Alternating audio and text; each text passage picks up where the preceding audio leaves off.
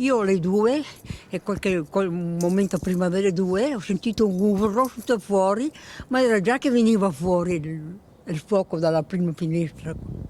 Poi dopo è venuto subentrato anche quel ragazzo dalla parte di là, cioè alla porta di fronte, e lì dopo è successo quel che è successo. Sono sconvolti i residenti di via San Salvatore a Camin. Nella notte è andato a fuoco un appartamento al primo piano. Questo è quello che resta dell'abitazione distrutta dalle fiamme. I vigili del fuoco sono cauti, ma sembra che a provocare le fiamme sia stato un uomo di 56 anni trovato a terra ubriaco. Avrebbe lasciato un mozzicone di sigarette acceso. L'intervento è stato abbastanza complesso e ha visto i vigili del fuoco particolarmente impegnati, soprattutto perché inaspettatamente quando sono intervenuti, appena entrati nell'appartamento, hanno trovato riverso sul suolo una persona e che quindi è stata subito soccorsa e alla quale sono state prestate proprio dal personale vigile del fuoco intervenuto le prime misure di soccorso. I vigili del fuoco non si espongono, ma le indagini dei carabinieri hanno accertato che le fiamme sono partite dalla sigaretta e i residenti esasperati per questa continua situazione di degrado e abbandono delle case pubbliche non sanno più a chi rivolgersi.